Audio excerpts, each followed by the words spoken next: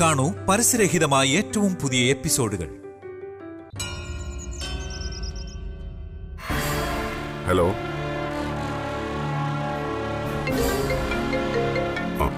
ഒരു മിനിറ്റ് വിളിക്കാം.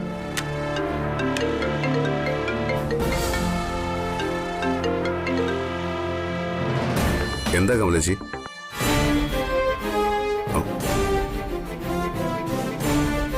എപ്പോ? ശരി ശരി.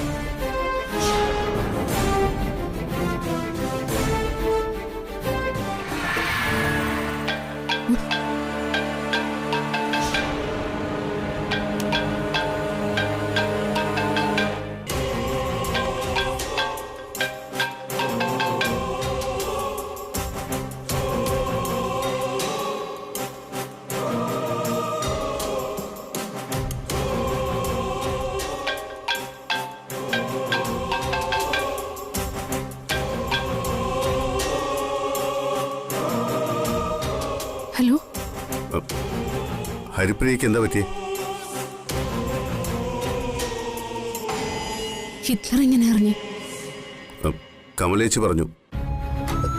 ഞാനും വിളിച്ചിട്ടുണ്ടായിരുന്നു. ഹിറ്റ്ലർ എടുത്തില്ല. അത് ഞാൻ തിരിച്ചു വിളിച്ചിരുന്നു. മരുന്ന് വാങ്ങാൻ പോയിരുന്നു. താൻ അവിടെ തന്നെ ഉണ്ടാവണം. ഞാനിപ്പോ തന്നെ വരാം.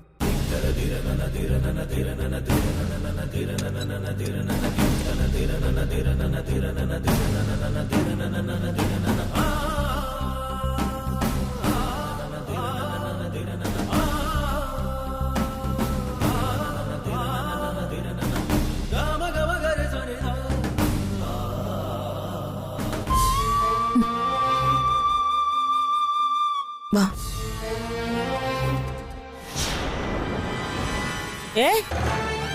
എപ്പോ?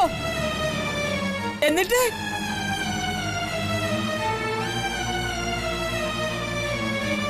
മായേ, എന്താമ്മേ, എന്തു പറ്റി? ഹരിപ്രിയ ഹോസ്പിറ്റലാണെന്ന്. അവൾക്ക് എന്തു പറ്റി? അമ്മേ, ആരാ വിളിച്ചത്? ദേവനാ വിളിച്ചത്. വിഘ്നേശ് അവളെ തട്ടിക്കൊണ്ട് പോയത്. ജ്യോതി ചെന്ന് രക്ഷിച്ചത്.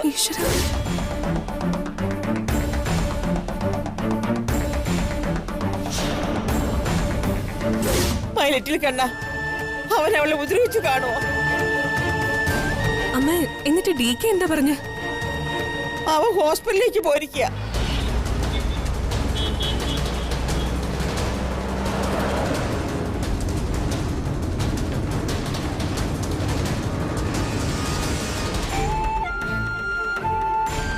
അമ്മേ, നമുക്ക് കൂടി ഹോസ്പിറ്റലിലേക്ക് പോയാലോ? അവൻ ചെന്നിട്ട് വിളിക്കാന്നാ പറഞ്ഞത്. മയറ്റിൽ കണ്ട അവളെ നീ സേവ് ചെയ്യണേ എന്റെ കൃഷ്ണ, എന്റെ ഗുരുവായൂരപ്പ.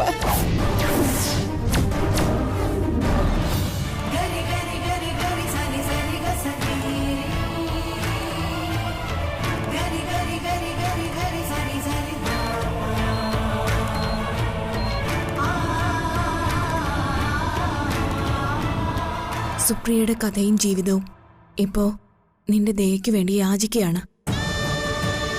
നിന്റെ കാരുണ്യത്തിലാണ് ഇനി അവളുടെ ജീവിതം.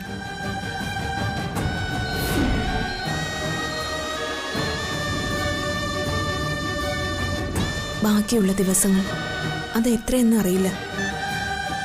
അവളെ സന്തോഷത്തോടെ ഈ ലോകത്ത് നിന്ന് യാത്രയാക്കണമെന്നുണ്ട് എനിക്ക്. അതിന് സുപ്രിയയ്ക്ക് സംഭവിച്ച എന്താണെന്ന് നീ അറിയണം.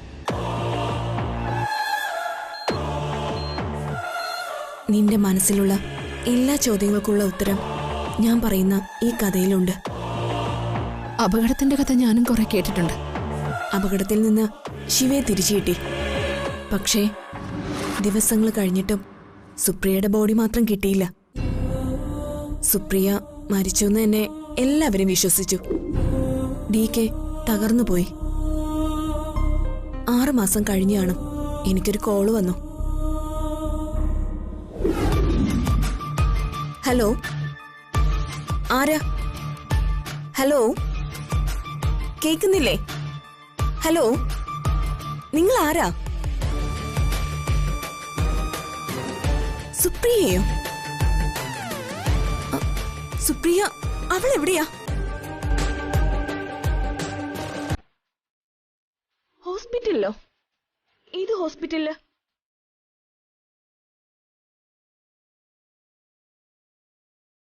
ശരി, ഞാൻ വരാം.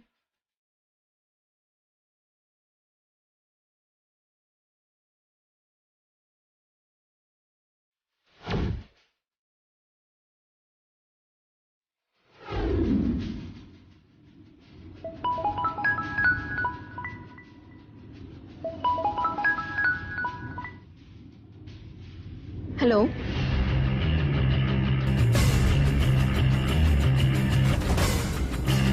ശരി.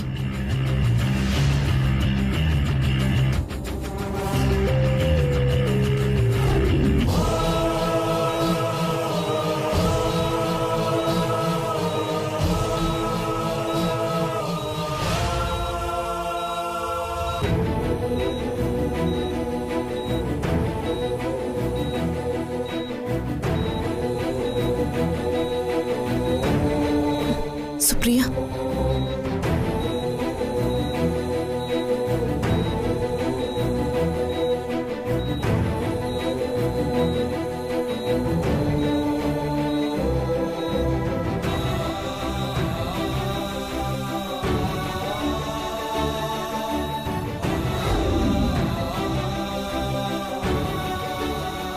പഴയ സുപ്രിയയുടെ അസ്ഥികൂടം.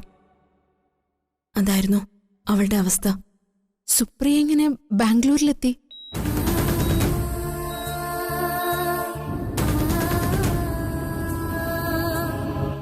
അതാണ് ദൈവത്തിന്റെ കളി. ഈ ഭൂമിയിൽ നമ്മൾ അറിയാതെ നമുക്ക് ചുറ്റിലും എന്തൊക്കെ നടക്കുന്നു. അതുപോലെ ഒരു വിധിയുടെ ഭാഗമായിട്ടാണ് സുപ്രിയ ബാംഗ്ലൂരിലെത്തിയത്. ശിവയുടെയും സുപ്രിയയുടെയും അപകടം നടക്കുന്നതിന്റെ തലേ ദിവസം അവിടെ മറ്റൊരു അപകടം നടന്നിരുന്നു. ഊട്ടിയിൽ ഒരു ബർത്ത്ഡേ പാർട്ടി കഴിഞ്ഞ് അതുവഴി വന്ന 3 പെൺകുട്ടികൾ അതേ ഹെയർപിൻ വളവിലെ കൊക്കയിൽ കാർ അപകടത്തിൽപ്പെട്ടു. പിന്നാലെ അവരുടെ കൂടെ ഉണ്ടായിരുന്ന കുറച്ച് സ്റ്റുഡൻസ് മറ്റൊരു വാഹനത്തിലുണ്ടായിരുന്നു. എല്ലാവരും മെഡിക്കൽ സ്റ്റുഡൻസ് ആയിരുന്നു. അവരുടെ കൂടെ ഉണ്ടായിരുന്ന 2 പേര് തിരിച്ചു കിട്ടി. ഒരാളെ കിട്ടിയില്ല. പക്ഷേ അവർക്ക് മൂന്നാമതൊരാളെ കിട്ടി, സുപ്രിയയെ. ഒരു നേരിയ ശ്വാസം മാത്രമേ ഉണ്ടായിരുന്നുള്ളൂ. ഒടിഞ്ഞു നുറുങ്ങിയ ശരീരവുമായി അബോധാവസ്ഥയിൽ 3-ാം ദിവസമാണ് അവർക്ക് അവളെ കിട്ടിയത്. അന്ന് സുപ്രിയ അവരെ ബാംഗ്ലൂരിലേക്ക് കൊണ്ടുപോയി. 6 മാസത്തിലധികം ബോധം പോലും ഇല്ലാതെ ഒരേ കിടപ്പ് കിടന്നു, കോമ സ്റ്റേജിൽ. 6 മാസങ്ങൾക്ക് ശേഷം അപ്രതീക്ഷിതമായ ഒരു ദിവസം അവൾക്ക് ബോധം തിരിച്ചു കിട്ടി. അവൾ ആദ്യം ആവശ്യപ്പെട്ടത് എന്നെ കാണണമെന്നാ.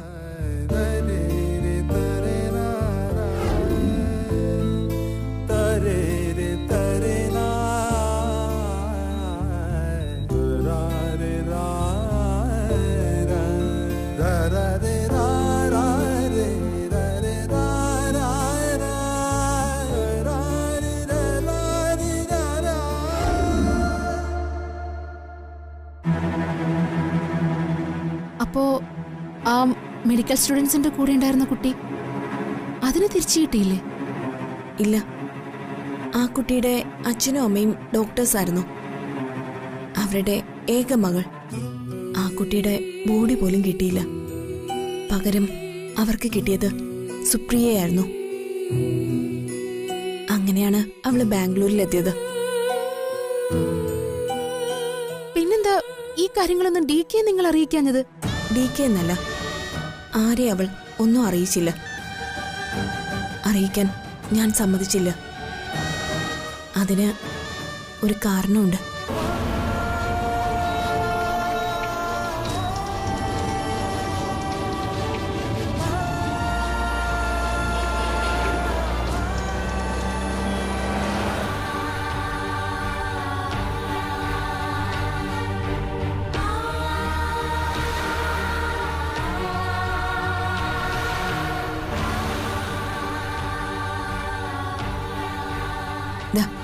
കുടിക്കാൻ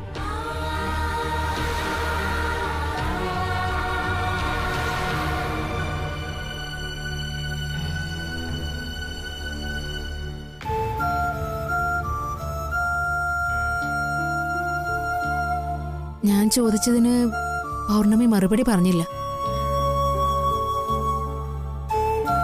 എന്തുകൊണ്ടാ ഇക്കാര്യം ആരെ അറിയിക്കാതിരുന്നത്? അപകടത്തിൽ നിന്ന് ജീവൻ തിരിച്ചു കിട്ടി. പക്ഷേ പഴയ ജീവിതത്തിലേക്ക് തിരിച്ചു പോവാൻ സുപ്രിയയ്ക്ക് ഒരിക്കലും കഴിയുമായിരുന്നില്ല. അതെന്താ? അപകടത്തിൽ പറ്റിയ ഹെഡ് ഇഞ്ചുറി അവളുടെ താളം തെറ്റിച്ചു. ഇന്റേണൽ ഓർഗൻസിനെല്ലാം സർജറി വേണ്ടി വന്നു. ഒടിഞ്ഞു തൂങ്ങിയ കൈകാലുകളും വാരിയലുകളും നേരെയാവാൻ നാളുകൾ വേണ്ടി വന്നു. യൂട്രസ് റിമൂവ് ചെയ്യേണ്ടി വന്നു. കിടക്കയിൽ നിന്ന് എണീക്കാൻ തന്നെ വർഷങ്ങൾ വേണ്ടി വന്നു.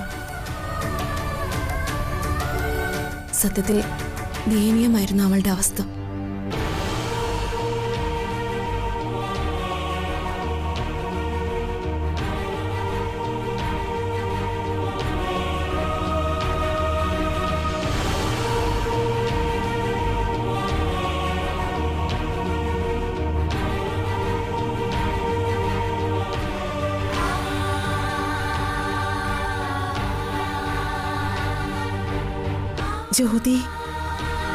ജ്യോതി പൗർണമിയുടെ കൂടെയുണ്ട്.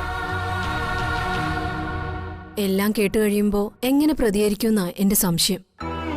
ജ്യോതി നല്ല കുട്ടിയാ, അവക്കെന്നെ മനസ്സിലാവും. എനിക്കങ്ങനെ തോന്നുന്നില്ല. DKമേ അടുത്തിടപഴകുമ്പോൾ പഴയതുപോലെ പ്രശ്നം ഉണ്ടാക്കിയാലോ? ജ്യോതിയുടെയും DKയുടെയും ജീവിതം തകർക്കാനോ DK അവളിൽ നിന്ന് അകറ്റാനോ വന്നതല്ല ഞാനെന്ന് ജ്യോതിക്ക് മനസ്സിലാവും. എന്തെങ്കിലും കാരണത്താൽ ജ്യോതി DKയോട് സത്യം പറഞ്ഞാൽ എത്ര നാൾ DKയിൽ നിന്ന് അവൾക്കിത് ഒളിച്ചു വെക്കാൻ പറ്റും?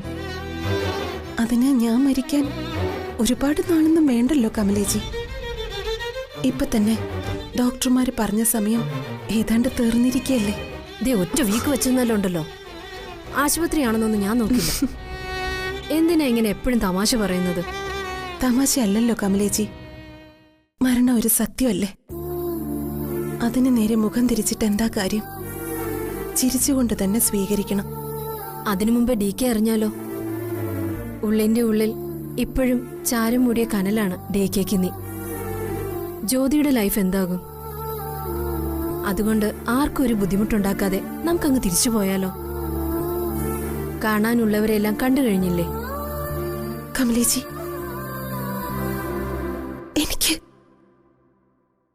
എനിക്കിവിടെ മരിച്ചാ മതി.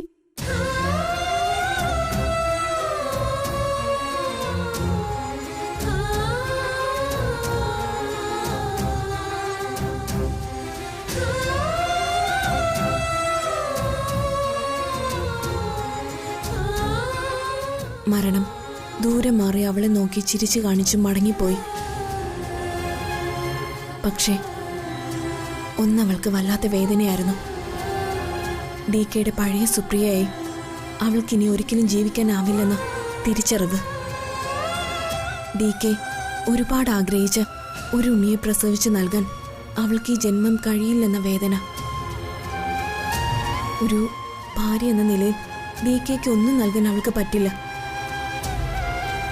ദിവസവും അമരാവതിയിലെ അമ്മ പ്രാർത്ഥിക്കുന്നത് DKയ്ക്കും സുപ്രിയയ്ക്കും ഒരു കുഞ്ഞുണ്ടാകണമെന്നാ. ഒരു മുത്തശ്ശിയാകാനുള്ള അമ്മയുടെ ആഗ്രഹം നടത്തിക്കൊടുക്കാൻ ഒരിക്കലും തനിക്ക് കഴിയില്ലെന്ന് അവൾക്കറിയായിരുന്നു. തന്റെ നരകതുല്യമായ ജീവിതം DKയ്ക്കും കുടുംബത്തിനും ബുദ്ധിമുട്ടാകുമെന്ന് അവൾ മനസ്സിലാക്കി. ഇത്രയ്ക്ക് മോശമായൊരവസ്ഥയിൽ DK തന്നെ കാണരുതെന്ന് അവൾ ആഗ്രഹിച്ചു.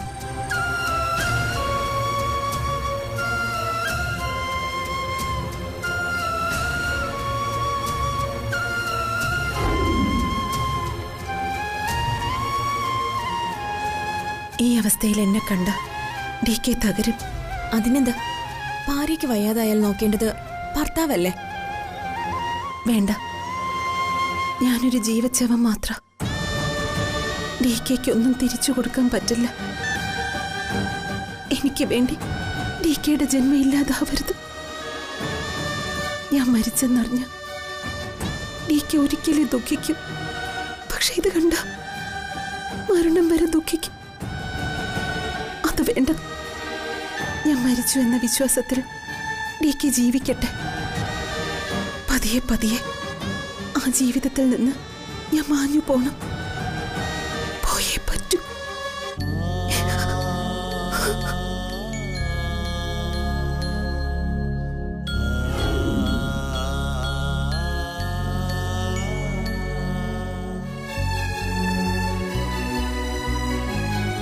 സുപ്രിയ മരിച്ചെന്ന വിശ്വാസത്തിൽ തന്നെയാണോ അന്നു മുതൽ ഡി കെ ജീവിച്ചത്?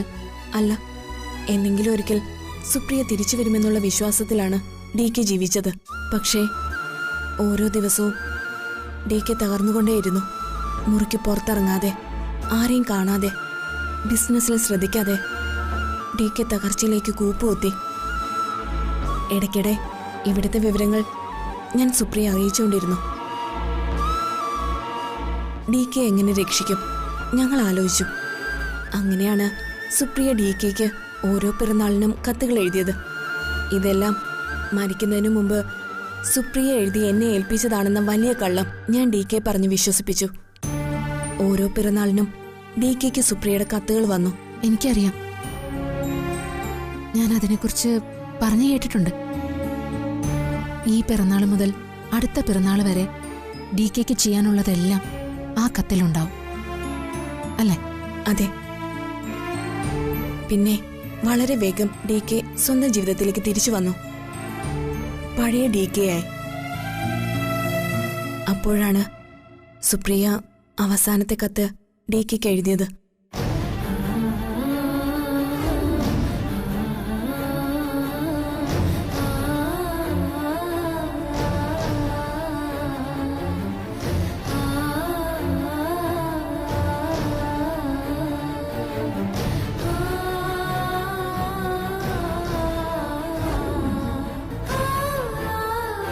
പിന്നെ നിങ്ങളുടെ കല്യാണം.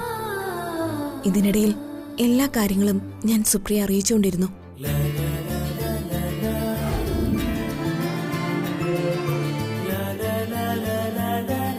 ഇതാണ് ജ്യോതി. അപ്പൊ സിത്താര ആ കല്യാണമല്ലേ നടന്നത്? അല്ല, കല്യാണ സമയത്ത് എങ്ങനെയോ വധു മാറി. വധു മാറിയോ? അതെങ്ങനെ സംഭവിച്ചു? അതറിയില്ല. പക്ഷേ സിത്താരയ്ക്ക് പകരം ഡി കെ താലി കെട്ടിയത് ഇവളെയാണ്. ഈ പെൺകുട്ടിയെ എവിടെയോ മുൻപ് കണ്ടിട്ടുള്ള പോലെ. അന്ന് ബർത്ത്ഡേക്ക് ഡി കെയുടെ മുഖത്ത് കേക്ക് തേച്ചൊരു പെണ്ണിന്റെ കാര്യം ഞാൻ പറഞ്ഞിരുന്നില്ലേ? അവളാ ഈ കുട്ടി. ഇടുക്കി ഡി കെ വരച്ച വരയിൽ നിർത്താൻ ഇവൾക്ക് പറ്റും. പക്ഷേ നിന്നെ പോലെ ഡി കെ സ്നേഹിക്കാൻ ഇവൾക്ക് പറ്റുമോ? ഡി കെക്ക് സന്തോഷമായിരുന്നല്ലോ അല്ലേ? അവിടെ ഭയങ്കര വഴക്കം ബഹളമായിരുന്നു. ആളെ അറിയാതെയല്ലേ ഡി കെ താലി കെട്ടിയത്. വധു മാറിയെന്നറിഞ്ഞപ്പോ ആകെ പ്രശ്നമായി. പക്ഷേ അമ്മയ്ക്ക് ഇവളെ ഇഷ്ടമായി. ഒടുവിൽ വധുവരന്മാർ വീട്ടിലേക്ക് യാത്ര തിരിച്ചതിന് ശേഷമാ ഞാൻ പോകുന്നത്. ഇപ്പോ നഷ്ടബോധം തോന്നുന്നുണ്ടോ? ഏയ്, ഒരിക്കലുമില്ല. ഡി കെ സന്തോഷമായിരിക്കണം. ജീവിതത്തിലേക്ക് തിരിച്ചു വരണം. അതിനെ വിവാഹം കൂടിയേ തീരൂ. നീ കാണിച്ചത് മണ്ടത്തരമായെന്നേ ഞാൻ പറയൂ. ഒരിക്കലുമല്ല, ഇതാണ് ശരി. എനിക്കിനി ഒരിക്കലും ഒരു ഭാര്യയാവാൻ കഴിയില്ലെന്ന് നിനക്കറിയില്ലേ? ഒന്ന് എണീറ്റ് നേരെ നിൽക്കാൻ പോലും ആരുടെയെങ്കിലും സഹായം വേണം. ഒടിഞ്ഞു നുറുങ്ങാത്ത ഒരു എല്ല് പോലും എന്റെ ശരീരത്തിൽ ബാക്കിയില്ല. ഒരു കുഞ്ഞിനെ പ്രസവിക്കാൻ ഗർഭപാത്രം പോലും ഇല്ല. ഞാനിപ്പോ ഒരു സ്ത്രീയല്ല. അതൊക്കെ നിന്റെ തെറ്റിദ്ധാരണയാണ്. കിടപ്പിലായിപ്പോയ ഭാര്യയെ മാത്രം നോക്കി ജീവിതകാലം ജീവിക്കുന്ന എത്രയോ ഭർത്താക്കന്മാരുണ്ട്. അമ്മയാകാൻ കഴിയില്ലെങ്കിൽ ഒരു കുഞ്ഞിനെ അഡോപ്റ്റ് ചെയ്താ പോരെ? നിന്നെ ജീവനോടെ തിരിച്ചു കിട്ടിയ സന്തോഷം മാത്രം പോരെ ഡി കെക്ക് ജീവിക്കാൻ? മതിയോ? ഒരിക്കലും പോരാ. എന്തിനാ അങ്ങനൊരാളുടെ ലൈഫ് നശിപ്പിക്കുന്ന, അയാളുടെ സന്തോഷങ്ങൾ ഇല്ലാതാക്കുന്ന? നാളെ DKക്ക് നിരാശ തോന്നാൻ പാടില്ല. അതിന് ഞാൻ ഒഴിഞ്ഞു മാറിയേ പറ്റൂ. ജ്യോതിയും DKയും അവരൊരുമിച്ച് ജീവിക്കട്ടെ. നിന്നെ സ്നേഹിച്ചതുപോലെ DK അവളെ സ്നേഹിക്കുന്ന നിനക്ക് തോന്നുന്നുണ്ടോ? ആദ്യം സാധിക്കില്ലായിരിക്കും. എന്നാ പോകെ പോകെ DK ജ്യോതിയെ സ്നേഹിക്കും. കാലം അവരെ തമ്മിൽ ഒരുമിപ്പിച്ചോളും.